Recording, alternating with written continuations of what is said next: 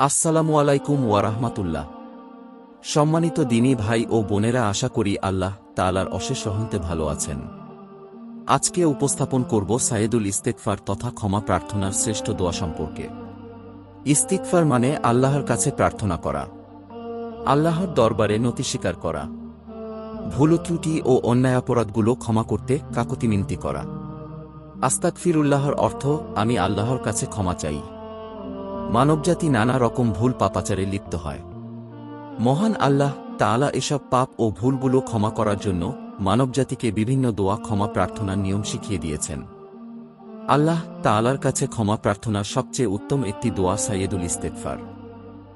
ইস্তিগফারের ফজিলত।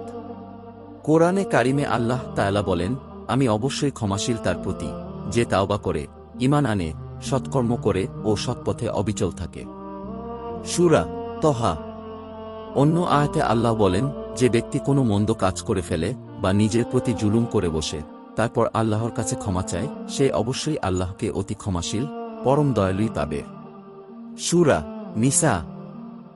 ইস্তিগফার হতাশা ও দুশ্চিন্তা দূর করে। হযরত আব্দুল্লাহ ইবনে আব্বাস রাদিয়াল্লাহু আনহু থেকে বর্ণিত, রাসূলুল্লাহ সাল্লাল্লাহু আলাইহি ওয়াসাল্লাম বলেন, যদি কেউ বেশি বেশি আল্লাহর কাছে ইস্তেগফার ক্ষমা চায়, আল্লাহ তাআলা তাকে সকল প্রকার দুর্দশা থেকে মুক্তি দান করেন, হতাশা ও দুশ্চিন্তা থেকে পরিত্রাণ দান করেন। তাকে এমন উৎস থেকে রিজিক দান করেন যা সে কল্পনাও করতে পারে না। আবু দাউদ। রাসূল সাল্লাল্লাহু আলাইহিস সালামের কোনো গুনাহ ছিল না। তিনি ছিলেন নিষ্পাপ। এরপরও তিনি দিনে রাতে প্রচুর পরিমাণ ইস্তেগফার পাঠ করতেন। আল্লাহর কাছে কেঁদে কেঁদে দোয়া করতেন।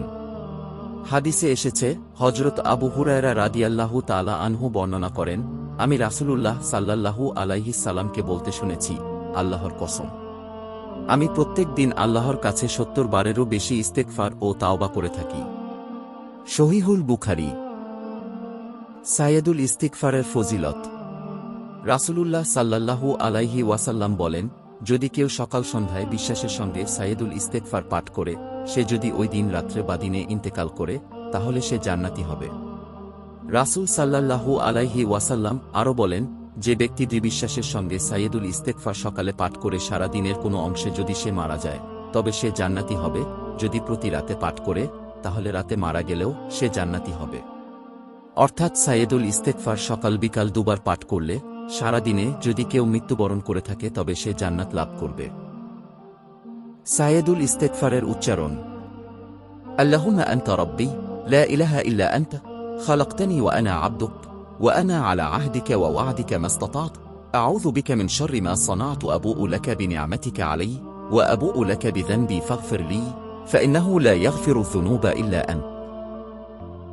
সাইয়েদুল ইস্তেগফার অর্থ। হে আল্লাহ, আপনি আমার প্রভু, আপনি ছাড়া কোনো ইলাহ বা মাবুদ নেই। আপনি আমাকে সৃষ্টি করেছেন এবং আমি আপনারই গোলাম, আর আমি আছি আপনার প্রতিশ্রুতি ও অঙ্গীকারের ওপর আমার সাধ্যমতো।